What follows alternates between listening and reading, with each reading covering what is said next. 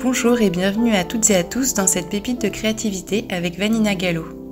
En prévision du Festival de la créativité que nous vous offrons du 15 au 23 octobre 2022, vous découvrirez dans chacune de ces vidéos l'un des intervenants du festival pour découvrir son univers créatif. Aujourd'hui, nous sommes avec Vanina Gallo, qui est graphiste et coach notamment par la visualisation et l'image. Bonjour Vanina, bienvenue et merci beaucoup de participer au Festival de la créativité avec nous. Bonjour Emeline, merci. Je suis très contente de participer. Alors, je vous laisse d'abord vous présenter en quelques mots et puis après, on partira sur des petites questions sur la créativité. Les deux choses qui sont les piliers de ce que je fais, c'est le dessin, l'image et puis l'accompagnement. Donc, j'ai d'abord été graphiste et puis je me suis formée au coaching et maintenant vraiment je mêle les deux, c'est-à-dire que j'utilise l'image dans l'accompagnement comme un vecteur d'énergie. Et puis je mets les choses en forme à travers les mots et les images. Donc, j'aide à créer des identités visuelles, des éditions, des objets graphiques en fait, mais en accompagnant vraiment la personne à aller au bout de son projet. Et puis j'ai aussi formé les gens, des gens à la prise de notes visuelles. Voilà, j'ai beaucoup utilisé aussi l'image symbolique, c'est-à-dire les mythes, les légendes, les dieux et les déesses grecques par exemple aussi pour mieux se connaître. Voilà, enfin donc l'image est au cœur de tout ce que je propose, avec toujours l'idée de mieux se comprendre, de mieux se connaître, de mieux comprendre quel est le sens de ce qu'on vit, de là où on a envie d'aller. Et aujourd'hui, ça se traduit par des projets concrets. Voilà. Est-ce que c'est clair? Oui, tout à fait. Oui. Et vous aviez créé un oracle aussi, l'oracle des déesses Voilà. grecques, ne sont pas? Oui, j'ai créé un oracle des dieux et des déesses grecques. Ce sont 22 cartes. Et l'idée, c'est vraiment de questionner, de poser des questions et d'avoir une réponse à travers tout ce savoir très, très profond et toujours actuel qu'est la mythologie grecque. Voilà, avec ses symboles, avec voilà, tout ce qu'elle met en scène, c'est très concret en fait. Et ça permet de trouver des petits guides sur la route. Voilà. Et puisqu'on parle des dieux et des déesses grecques, si vous aviez un super pouvoir, qu'est-ce que ce serait? Un super pouvoir qui viendrait de la créativité ou un super pouvoir créatif, quelque chose comme ça? Mais alors, il y a un dieu qui représente le génie créatif, c'est Héphaïstos, ou Vulcain pour les Romains. Donc, c'est vraiment celui qui se dédie à transformer son monde intérieur, son monde émotionnel très intense en œuvre, en création, en œuvre. Et comme il est pas très, il est né laid et il transforme les choses en belles choses. Et puis il est né boiteux et donc il essaie de réparer ce qui fonctionne pas. Euh, et puis, ce que je trouve intéressant aussi dans cet archétype, c'est l'idée que ce travail-là est un travail intense, et donc il est dans sa grotte, c'est-à-dire il est il a besoin de s'enfermer. Et c'est vrai que le travail créatif, parfois, c'est comme ça demande beaucoup de moyens, beaucoup de temps, beaucoup d'énergie, ça nous pompe tout. Et il y a des moments comme ça où on est dans notre grotte, on est un peu asocial, mais c'est là qu'il y a quelque chose qui est en train d'être transformé et en œuvrant, en essayant de façonner quelque chose, en fait, c'est nous-mêmes qu'on façonne. Voilà. Donc, c'est un peu tout ça entre autres, c'est juste une toute petite partie d'Héphaïstos. Voilà. Ouais, c'est riche, hein, il y a beaucoup, Oui, oui, c'est très de, riche. beaucoup d'aspects. Ah, c'est Oui, chouette. oui, voilà, donc c'est vraiment le feu intérieur. C'est transformer ce feu intérieur et c'est aussi transformer une petite étincelle en quelque chose de merveilleux. Voilà. D'accord. Et alors, quelle serait votre expérience créative la plus marquante, s'il y en avait une comme ça qui vous vient à l'esprit? Ah ben, il n'y en a pas qu'une, il y en a eu plusieurs. Enfin, je veux Oui, dire, à chaque, à chaque moment de la vie, il y a des nouvelles phases. Et d'ailleurs, je trouve, ce que je trouvais intéressant surtout, c'est que, en fait, ce qui est important dans la créativité, c'est d'être novice, en fait. C'est d'être incompétent, mais d'avoir envie d'apprendre. Parce que quand on a, en fait, une pensée créative, c'est une pensée qui a besoin d'apprendre quelque chose, qui a un défi. Et puis une fois qu'on sait le faire, eh ben, c'est un peu fini. Voilà. À un moment, ça s'arrête parce qu'on a besoin d'apprendre quelque chose de nouveau. Et donc c'est ce cycle-là que je trouve très intéressant. On est, enfin, ce processus créatif, c'est pas de répéter quelque chose qu'on sait faire. Une fois qu'on sait le faire, il faut aller vers quelque chose de nouveau. Donc c'est pas évident. Ça oblige à lâcher parfois des choses, mais c'est une nécessité. Et donc, alors, moi récemment, très récemment, bah justement, dans mon parcours, voilà, j'ai façonné des choses, j'étais graphiste, je dessinais, voilà, je créais. Et puis après, j'en ai eu marre d'être derrière un ordinateur, j'avais envie vraiment de la relation, donc c'est le coaching qui a pris le pas, et vraiment l'accompagnement pour créer, mais à l'intérieur d'une relation. Euh, et puis là, en ce moment, c'est en train de revenir vers l'idée de plus de faire. Voilà. Et en fait, j'ai travaillé sur deux livres que j'ai mis en page et illustrés. Et ce qui était pour moi créatif, c'était de pouvoir combiner plein de compétences différentes à l'intérieur d'un même projet et aussi que ce soit vraiment une aventure collective. Voilà, ces projets, c'était fait à plusieurs, chacun amenant ses compétences euh, et, et, et, euh, et l'idée que les deux grandes qualités qui étaient présentes pour moi dans ces projets, c'est la liberté. C'est-à-dire, mes commanditaires avaient entière confiance et se sentaient complètement libres. Donc, on était libres tous les deux. Et donc, moi, j'ai pu aller au bout de ce que j'imaginais. Et cette idée de pouvoir me dévouer, c'est-à-dire voilà, d'aller au bout d'un projet et justement de passer d'une compétence à une autre, c'est-à-dire voilà, de dessiner, puis de mettre en page, puis aussi de travailler les mots, puis de travailler la publication, enfin voilà. C'était toutes ces différentes compétences de pouvoir jouer avec tout ça. Ouais, c'est chouette d'apporter cette dimension de la créativité en collectif, en tout cas à plusieurs, c'est-à-dire plus que un, parce que, Oui, parce que oui, du coup, oui. c'est une autre aventure et puis ça, il y a beaucoup de richesse là-dedans. Mais Mhm. finalement, est-ce que créer, c'est pas forcément créer à plusieurs? Moi, je veux dire, même quand on est avec soi-même. Quand j'étais graphiste, on me donnait un brief et après je travaillais toute seule, plus ou moins. Enfin, et puis je revenais. Avec le coaching, j'ai découvert l'idée de travailler au moment où je suis en présence de la personne. Et en fait, c'est ça qui a tout changé pour moi. Et même maintenant, quand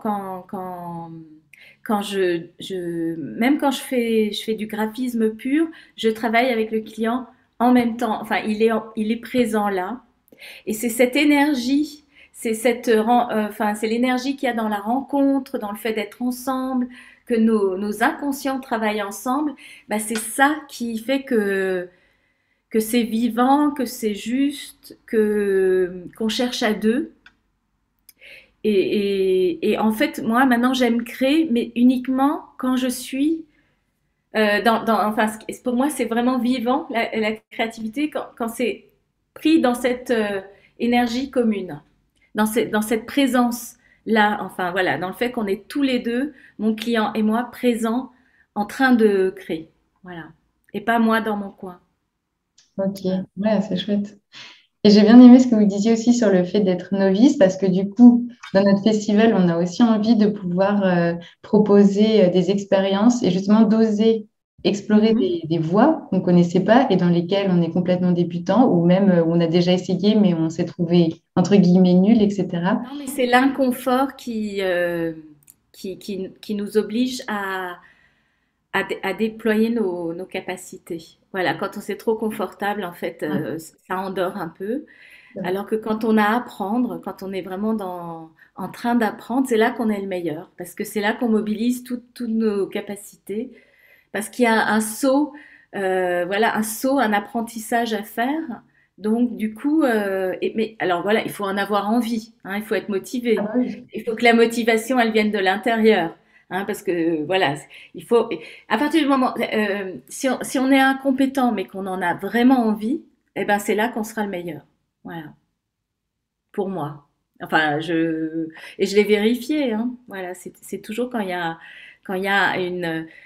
comment dire, une marche d'apprentissage qu'on se mobilise. Voilà, qu'on se mobilise beaucoup plus et qu'on est obligé d'inventer, voilà, d'oser. Et c'est là qu'on est bon. Voilà. Ok. Donc, toutes les personnes qui participeront à ces ateliers, eh ben, en osant, en jouant, en se permettant d'essayer, c'est là qu'elles seront bonnes, qu'elles vont voir qu'elles sont capables de faire plein de choses. Ouais, Voilà. ouais, ouais. C'est retrouver un peu l'esprit de l'enfant enthousiaste qui voit Tout toutes à sortes de choses fait. d'apprendre Mais et oui, qui on ne pose pas la redevient question. mais oui, on redevient l'enfant qui se pose pas trop de questions et qui y va. Voilà. Hein, et oui, oui. Et alors, quel est votre lien à l'intuition ou en tout cas, est-ce que vous sauriez dire un peu comment vient votre inspiration? Est-ce qu'il y a quelque chose d'une dimension peut-être voilà, spirituelle ou de connexion à plus grand dans votre travail ou dans votre créativité? Bah oui, oui, oui, oui. Enfin, ce qui me motive ou ce qui a fait du sens pour moi, c'est toujours de sentir un appel, quelque chose qui est pas forcément rationnel ou très argumenté, mais voilà, de sentir qu'il y a quelque chose qui m'appelle ou là où il y a tout d'un coup un élan. Euh, Justement, il y a l'été dernier, je suis rentrée de mes vacances en me disant je me vois peindre des fleurs. Et je savais pas à quoi ça servirait, hein, mais j'avais envie, voilà, je me voyais peindre des fleurs, et donc il a fallu mettre ça en action, et puis voilà, je m'y suis mise, et je découvre, je redécouvre le plaisir de faire des choses avec les mains, parce que voilà, maintenant on est souvent aussi beaucoup derrière un ordinateur, et revenir à la matière, qu'est-ce que c'est que enfin, arriver à maîtriser cette matière et puis la laisser aussi, voilà, se laisser porter par un résultat, enfin par tout un processus pour arriver à un résultat qui n'est pas forcément ce qu'on a imaginé. Mais enfin bon, voilà, tout ça, c'est riche. Et euh, voilà, j'ai envie de refaire des choses avec les mains. Et alors, puisqu'on parle des fleurs et de faire quelque Oui. chose de commun, peut-être que vous pouvez nous présenter un peu votre atelier du festival. Ben alors voilà, justement, j'ai envie de proposer, comme c'est cet élan qui me porte, la fleur, j'avais envie de proposer un atelier autour de cette thématique, avec l'idée que cette fleur, un symbole, et c'est un symbole de nous-mêmes. Donc c'est un peu un miroir de qui on est vraiment. La fleur, elle a une énergie, elle a des pouvoirs, elle a un langage. Donc tout ça, on n'est pas obligé de le connaître, mais de pouvoir plonger dans l'énergie de cette fleur, eh bien ça permet de se reconnecter à sa propre énergie. Et donc l'atelier que je propose, c'est d'abord une visualisation, c'est-à-dire voilà, de se laisser guider et pour justement entrer dans la visualisation de sa fleur à soi. Donc là, j'en dis pas plus parce que voilà, c'est guidé. Et après, l'idée, c'est continuer cette élaboration avec ses mains, c'est-à-dire de traduire, de rendre vraiment cette fleur tangible. Alors par le dessin, euh, entre autres, ou par un collage. Voilà, il y a différentes techniques qui sont possibles. Mais l'idée, c'est vraiment voilà, de faire avec ses mains, de continuer à imaginer, à être en contact avec l'énergie de cette fleur à travers le geste, à travers les couleurs, à travers des matières, un crayon, voilà, pour pouvoir traduire et avoir après quelque chose qui condense toute cette énergie. Donc le dessin, ce sera cette trace qui est comme un miroir de soi-même à travers l'énergie de la fleur. Ouais, super, chouette. Et je crois que vous m'aviez dit que vous avez fait une formation assez spécifique justement sur tout ce qui est symbolique et visualisation symbolique. Est-ce que vous voulez nous dire quelques mots là-dessus? Alors moi, je forme les gens à la prise de notes visuelles, c'est-à-dire à comment apprendre à penser, à expliquer, à illustrer par le dessin. Euh, c'est à cette formation-là que vous pensez, c'est ça? Non, je pensais À autre chose alors. je crois que vous m'aviez parlé de quelque chose qui s'appelait la psycho quelque chose, enfin, autour de la, je sais pas, de la visualisation, je sais pas. La psychosynthèse, c'est ça? Oui, c'est ça, la Oui, psychosynthèse. alors ça c'est ma formation. Voilà, moi je me suis formée en coaching en psychothérapie à la psychosynthèse et c'est une école de psychologie intégrative. Donc euh, l'idée c'est de d'intégrer tout ce qui nous compose, c'est-à-dire à la fois les différents aspects de nous-mêmes. C'est différentes, on appelle ça des sous-personnalités. C'est des aspects auxquels on s'identifie et souvent on croit n'être que ça. Donc c'est arriver à pouvoir identifier ces différentes sous-personnalités pour apprendre à les connaître, et puis surtout se reconnecter au soi, c'est-à-dire à un centre immuable, à quelque chose de plus grand que soi, qui nous guide en fait, qui nous donne euh, un sens de présence et aussi un sens de volonté beaucoup plus fort. Voilà, parce que en psychosynthèse, la volonté est vraiment reliée au soi. Voilà, et c'est ça qui nous met en mouvement, en action. Alors l'idée, c'est vraiment de se reconnecter de se décoller, en fait, de se décoller de cette image qu'on a souvent de soi-même un peu réduite, pour retrouver un peu plus le mouvement, le vrai mouvement qu'il y a en nous, et du coup pouvoir être davantage aligné, aligner ses désirs, et puis se mettre en action par rapport à quelque chose de plus ajusté. Voilà. Est-ce qu'en quelques mots, vous auriez un message enfin, est-ce qu'il y a un message en particulier que en ce moment vous transmettez par la créativité? De prendre le temps, de laisser le temps au temps. Enfin, parce que comme on vit dans une époque où on veut absolument faire les choses, enfin on est quand même toujours beaucoup dans l'urgence, d'en faire les choses vite, moi je me sens appelée à aller un peu à rebrousse-poil. Et même dans le dans les projets que j'accompagne, je trouve qu'il y a un temps, le temps propre au projet, et que parfois ça passe par des moments de pause, parfois ça n'avance pas comme on pense, mais en fait ça avance, mais d'une autre façon. Et si on arrive à être vraiment à l'écoute, et que, bah, d'ailleurs on dit, ça sert à rien de tirer sur une fleur pour qu'elle pousse plus vite. Ben, c'est vraiment un peu cette idée-là. Et pour moi, c'est important de respecter ce temps-là, ce temps, euh, comment dire, ben, c'est pas, en fait, c'est pas, on décide pas le quand. Parfois, on décide même pas le comment. Mais on décide de la direction, du sens qu'on donne. Après, le comment, le quand, ça ne dépend pas forcément de nous. Mais par contre, si on est à l'écoute et qu'on suit tout ça de façon fluide, sans se bloquer ou sans résister, ben ça se fait avec davantage de douceur et aussi beaucoup plus de justesse. Voilà.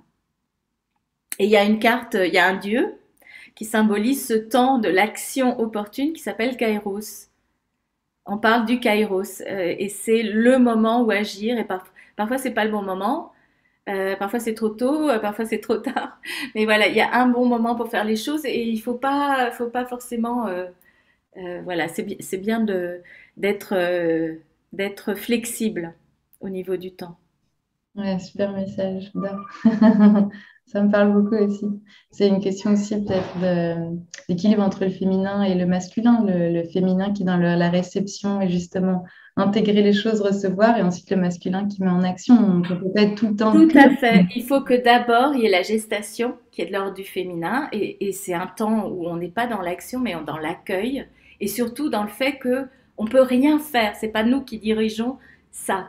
Hein, quand on a un bébé, c'est pas nous qui décidons ce qui se passe. Il se fait tout seul. Mais par contre, on le contient, on l'accueille. Voilà.